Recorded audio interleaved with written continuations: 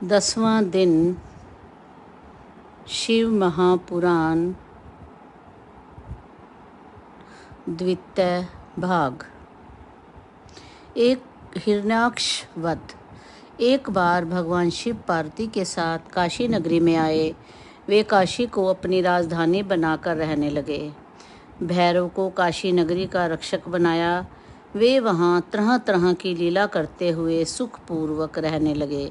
इसी प्रकार वे मंदराचल पर्वत पर भी पार्वती के साथ विहार करते रहे। एक बार पार्वती जी ने खेल खेल में अपने कमल रूपी हाथों से भगवान शिव जी के नेत्रों को बंद कर दिया। इसका परिणाम यह हुआ कि संसार में अंधकार का राज्य हो गया। एक विकराल मुख वाला जटाधारी सांवले रंग का विकृत रोम वाला अंधा मनुष्य उत्पन्न होकर नाचने लगा। उसको देखकर पार्वती जी आश्चर्य में पड़ गई। उन्होंने भगवान शंकर से पूछा, हे स्वामी, ये मनुष्य कौन है? इस पर वे हंसकर बोले, यह तुम्हारा पुत्र ही है। तुम्हारे द्वारा मेरे नेत्र बंद कर देने से मेरे पसीने के द्वारा उत्पन्न हुआ है। इसको तुमने ही रचा है। अब तुम अपनी सखियों और गणों की सहायता से इसकी रक्षा करो। तब पार्वती जी ने उसकी रक्षा का प्रबंध किया। उसी समय हिरण्याक्ष नाम का दैत्य पुत्र की इच्छा से भगवान शंकर की आराधना कर रहा था। वे उसे वर प्रदान करने हेतु उसके पास गए। हिरण्याक्ष ने कहा, प्रभु, मेरे भाई हिरण्यकशिपु के प्रहलाद आदि 5 पुत्र हैं। मैं पुत्रहीन हूँ। शिवजी ने उससे कहा कि मेरा अंधक नाम का पुत्र तुम्हारे जैसा ही शक्तिशाली है। तुम उसे पुत्र रूप में स्वीकार कर लो। तब उस दैत्य ने शिव पार्वती की प्रदक्षिणा की और अंधक को पुत्र रूप में स्वीकार कर लिया। शिवजी वरदान देकर अंतर्ध्यान हो गए। हिरण्याक्ष उस पुत्र को प्राप्त कर देव, दानव, यक्ष और किन्नर सभी को विजय करके त्रिलोकी का राजा बन गया। वह देवताओं को पीड़ित करने लगा। देवताओं ने यज्ञ स्वरूप वराह रूप वाले विष्णु जी की आराधना की। तब वराह ने अपनी विकराल दाढ़ों से प्रहार करके राक्षसों को मारकर चक्र द्वारा हिरण्याक्ष का सिर काटकर अंत कर दिया और उसके राज्य पर अंधक का अभिषेक किया। फिर उसने पृथ्वी को अपनी कराल दाढ़ों से उठाकर पाताल से ऊपर लाकर स्थापित किया। इस पर सभी देवताओं ने प्रसन्न होकर उसकी स्तुति की। हिरण्यकशिपु वध। वराह रूपी विष्णु जी ने जब हिरण्याक्ष का वध कर डाला तो उसका भाई हिरण्याकशिपु विष्णु जी को अपना शत्रु मानने लगा। वह मंदराचल की एक गुफा में जाकर एक पैर के अंगूठे से खड़े होकर भुजाएं ऊपर उठाकर ब्रह्मा जी का घोर तप करने लगा। हिरण्यकशिपु के तप से प्रसन्न होकर ब्रह्मा जी उसे वरदान देने गए। उसने ब्रह्मा जी से वरदान में मांगा कि मुझे कभी मृत्यु का डर न रहे। मैं किसी अस्त्र शस्त्र, पाश, व्रज, वृक्ष, पर्वत आदि से ना मरूं। जल, अग्नि मुझे ना मार सके। देवता, दैत्य, मुनि, सिद्ध, मनुष्य, पशु, कोई भी जीव मुझे ना मार सके। स्वर्ग में, पाताल में, बाहर, भीतर, दिन में, रात में कभी ना मरूं। ब्रह्मा जी तथास्तु कहकर अंतर्ध्यान हो गए। वह उठकर 40,000 वर्ष तक के लिए राज्य करने के लिए असुराधिपति बन गया। वह राज्य पाकर उन्मत्त हो गया और त्रिलोकी पर अत्याचार करने लगा। चारों ओर त्राही त्राही मच गई। वह सभी धर्मों का विनाश करने लगा। इस पर इंद्रादिक देवता ब्रह्मा जी को साथ लेकर क्षीर सागर में विष्णु जी के पास गए। उनको अपने सारे दुखों से परिचित कराया।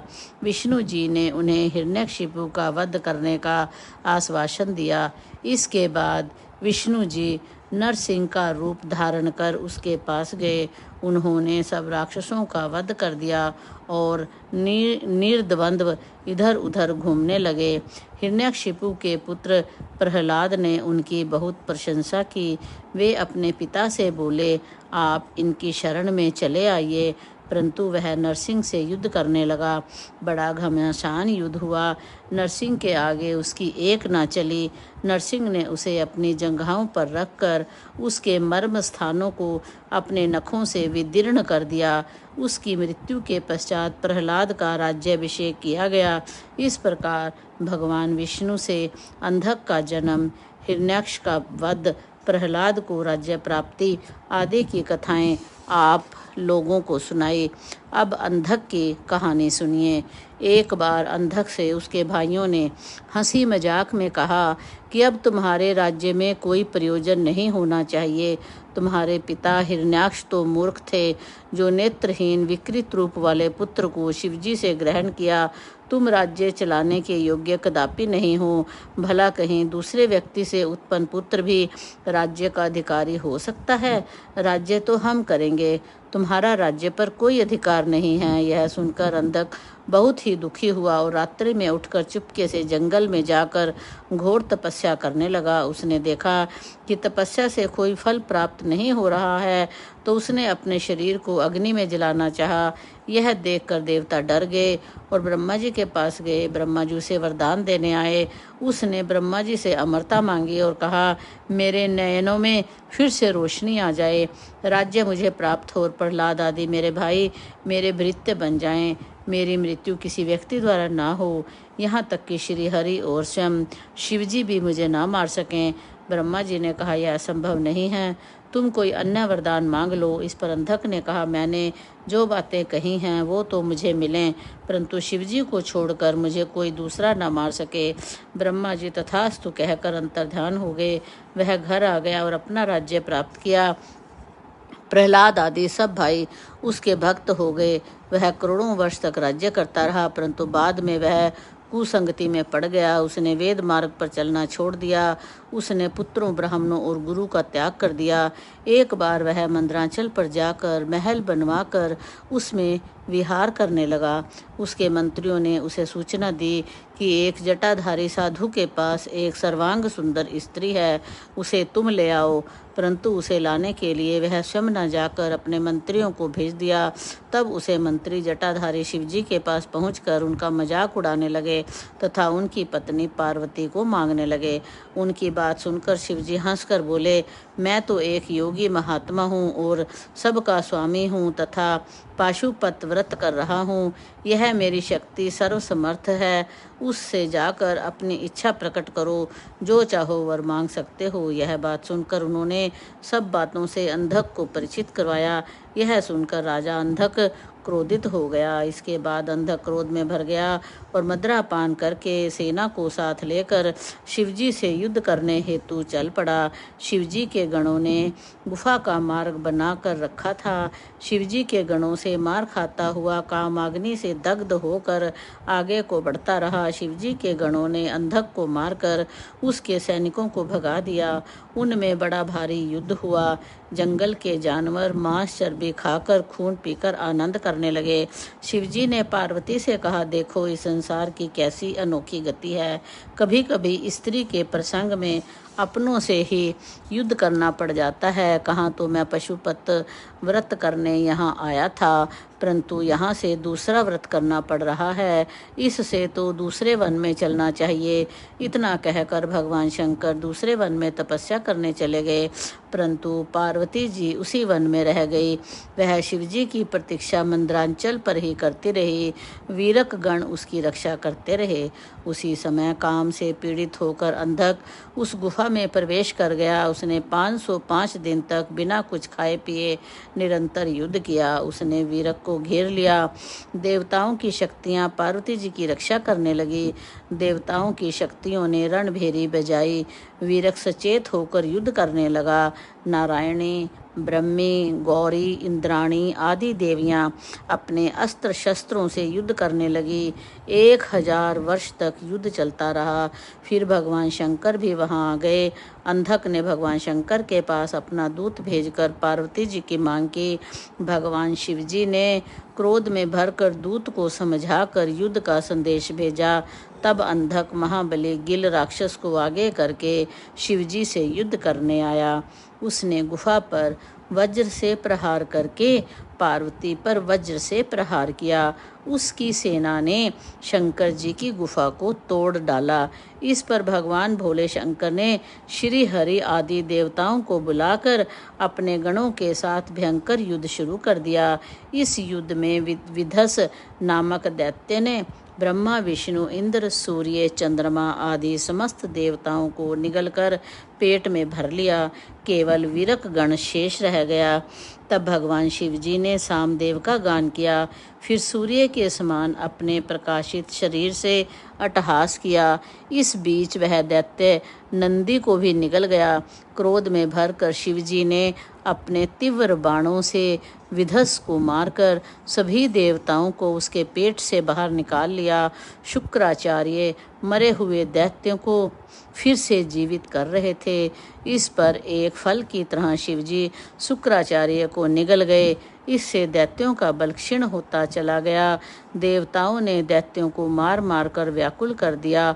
अंधक को मार मार कर उसके शरीर को जर्जर बना दिया।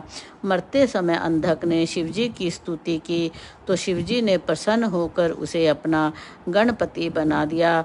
अब भगवान शिव पार्वती को लेकर अपनी गुफा में चले गए। शिवजी द्वारा शुक्राचार्य को निगल जाने के पश्चात उनके पेट से निकलने का प्रयत्न करने लगा। उन्होंने शिवजी के पेट में छिद्रों की खोज की जिससे बाहर निकला जा सके, परंतु वे असफल रहे। इसके बाद वे शिवजी के मंत्र को जपते जपते उनके वीर्य रूप में उनके लिंग मार्ग से बाहर आ गए। उन्होंने बाहर आकर शिवजी को प्रणाम किया। पार्वती जी ने शुक्राचार्य को पुत्रवत मानकर विघ्न रहित कर दिया। शुक्राचार्य को देखकर दया के सागर महादेव बोले, हे भृगुनंदन, तुम जिस प्रकार मेरे लिंग द्वारा मेरी शुक्र वीर्य से होकर निकले हो, इसलिए तुम्हारा नाम शुक्राचार्य होगा।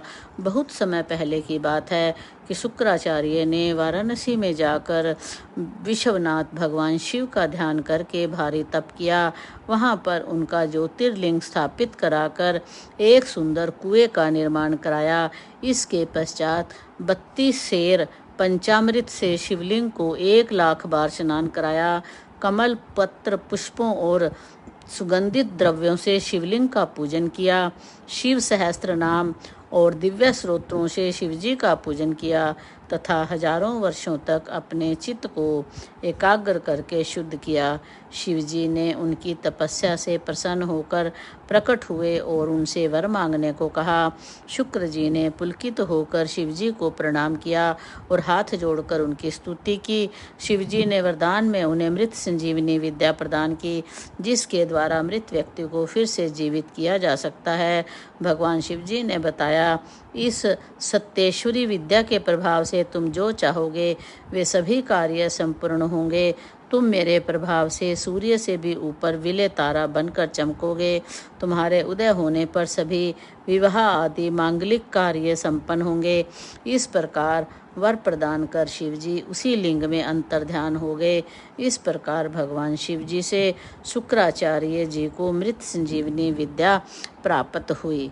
व्यास जी स्नतक कुमार जी से बोले, अब बाणासुर को गणपत्य पद की प्राप्ति की पवित्र कथा को सुनाइए। स्नतक कुमार जी ने बताया, मरीचि के पुत्र कश्यप जी हुए। प्रजापति दक्ष ने कश्यप जी को अपनी 13 कन्याएं कन्यादान में दी। उनमें दिति बड़ी थी, उससे दैत्य उत्पन्न हुए। शेष 12 पत्नियों से देवताओं की उत्पत्ति हुई। दिति के हिरण्यकशिपु और हिरण्याक्ष 2 महाशक्तिशाली राक्षस पैदा हुए। हिरण्यकशिपु के आह्लाद, अनुलाद, सहलाद, प्रहलाद नाम के 4 पुत्र हुए। प्रहलाद के जितेंद्रिय और विष्णु भगत विरोचन हुआ, जिसने अपना मस्तक काटकर दान में इंद्र को भेंट कर दिया था। विरोचन का पुत्र बलि भी महादानी था। उसने वामन अवतार भगवान को अपनी सारी पृथ्वी दान में दे दी थी। बाली का पुत्र बाणासुर हुआ, जो शिवजी का भगत और महादानी था। बानासुर ने तीनों लोकों को विजय कर शोणित नाम की नगरी बसाई। एक बार बाणासुर ने वाद्य द्वारा शंकर भगवान को तांडव नृत्य द्वारा प्रसन्न किया। शंकर भगवान ने उस पर प्रसन्न होकर उससे वरदान मांगने को कहा।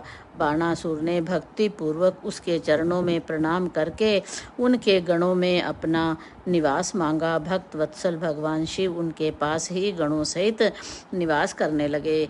एक बार शोणितपुर के पास बहती हुई नदी के तट पर शिवजी अपनी लीला करने लगे। गान और नृत्य हुआ। उसे देखने के लिए देवता अप्सराएं भी आई। फिर जल क्रीड़ा होने लगी। शिवजी ने पार्वती जी को भी कैलाश से बुला लिया। अप्सराएं सोचने लगी कि जब तक पार्वती जी नहीं आती तब तक कोई भी स्त्री यदि शिवजी के साथ जल क्रीड़ा करेगी तो भगवान शंकर उसे सर्वोत्तम संतरी का पद प्रदान करेंगे। यह सोचकर बाणासुर की पुत्री उषा ने शिवजी का स्पर्श करने के लिए पार्वती का रूप धारण कर लिया। तब तक पार्वती जी भी वहां पहुंच गई। उन्होंने बाणासुर की पुत्री उषा का उद्देश्य जान लिया। तब पार्वती जी उषा से बोली, अरे तुमने मेरा स्वरूप क्यों धारण कर लिया है? अच्छा, तो तू इसी कार्तिक मास में ही ऋतु वाली हो जाएगी और वैशाख शुक्ल द्वादशी को अर्धरात्रि को तुझे सोती हुई के साथ कोई व्यक्ति संभोग करेगा। फिर तू उसी की पत्नी बन जाएगी। यह कहकर पार्वती जी शिवजी के साथ जल क्रीड़ा करने लगी। थोड़ी देर बाद शिव पार्वती जी दोनों अंतर ध्यान हो गए। उषा का चरित्र। एक बार बाणासुर ने शिवजी को प्रसन्न करके कहा, प्रभु आपने मुझे 1000 बाहें प्रदान की हैं, परंतु इनसे मुझे कोई लाभ नहीं मिल रहा है। इसका उपयोग तो युद्ध में ही हो सकता है। मैंने इंद्र, यम, कुबेर आदि पर विजय प्राप्त कर ली है। मैंने सभी देवताओं को भी जीत लिया है। मैं अब आप पर भी विजय प्राप्त करना चाहता हूँ, इसलिए आप मुझसे युद्ध कीजिए। इसके बाद ही मेरी भुजाएं आपके शस्त्रों से जर्जित होकर पृथ्वी पर गिरेंगी। इससे मेरा मनोरथ भी पूर्ण हो जाएगा। यह सुनकर भगवान शिव क्रोध में भरकर बोले, तुझे बहुत अभिमान हो गया है, अहंकार हो गया है। भक्त बाली के कुल में जन्म लेकर तुझे यह अभिमान शोभा नहीं देता, इसलिए तुझे शीघ्र ही अपने अभिमान को शांत करने की शक्ति मिलेगी।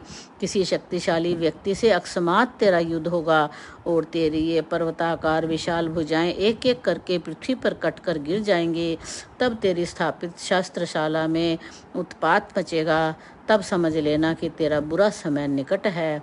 यह सुनकर बानासुर ने दिव्य पुष्पों से भगवान शंकर का पूजन किया और प्रणाम कर घर को लौट आया।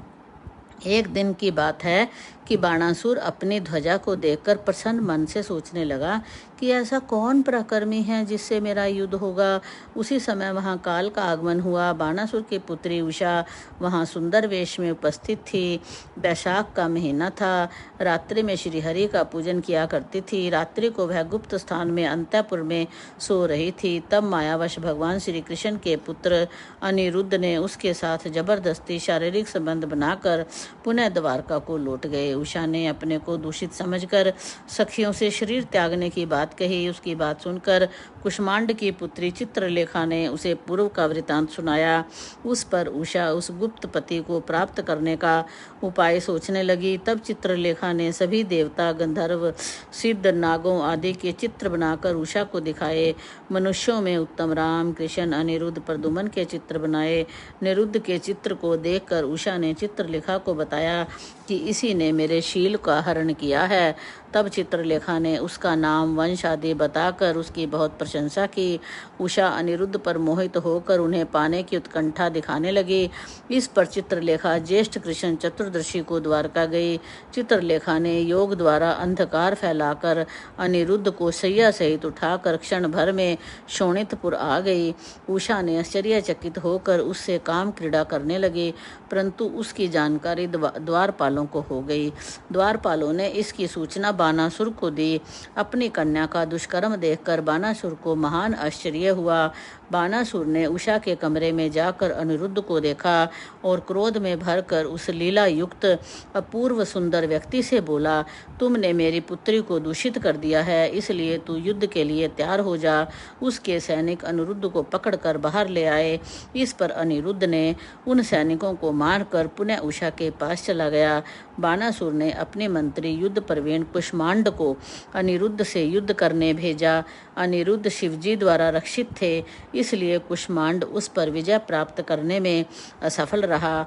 अब बाणासुर स्वयं अनिरुद्ध से युद्ध करने आया। उसने अनिरुद्ध को नागपाश में जकड़कर एक पिंजरे में कैद कर लिया। बाणासुर क्रोध में भरकर अनिरुद्ध का सिर काटने को तैयार होकर बोला, इसने मेरे कुल को दूषित किया है, बलात्कार का इसे फल मिलेगा। उस समय आकाशवाणी हुई, हे बानासुर, तुम शिव भक्त हो, इसलिए क्रोध से काम ना लो। शिवजी सबके भगवान हैं, वे तुम्हारा सर्वनाश कर देंगे। आकाशवाणी की बात सुनकर उसका गुस्सा शांत हो गया। रात हो जाने पर अनिरुद्ध को कैद कर रखा था। उन्होंने अनिरुद्ध को बंधन मुक्त कर दिया। बंधन मुक्त हो जाने पर अनिरुद्ध पुनः उषा के पास चला गया।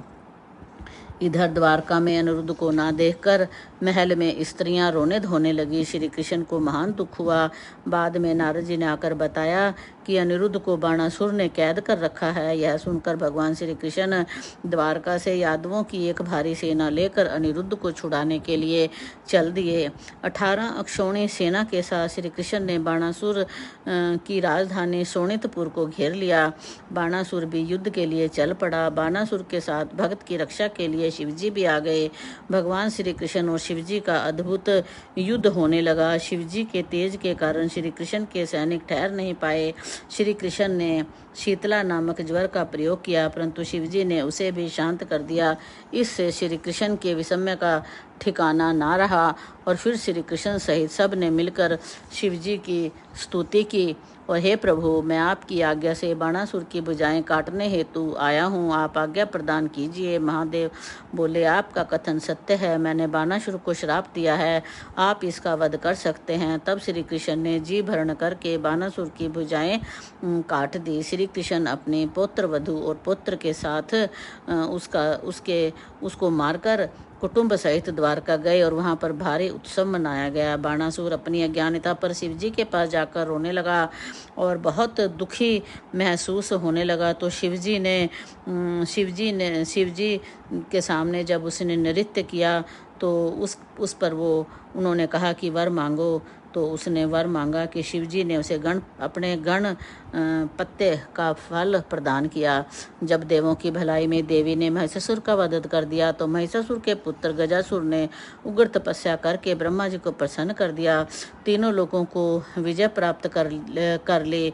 तब इंद्रादि सभी देवता शिवजी के शरण में गए और उन्हें अपनी विपदा का कारण बताया।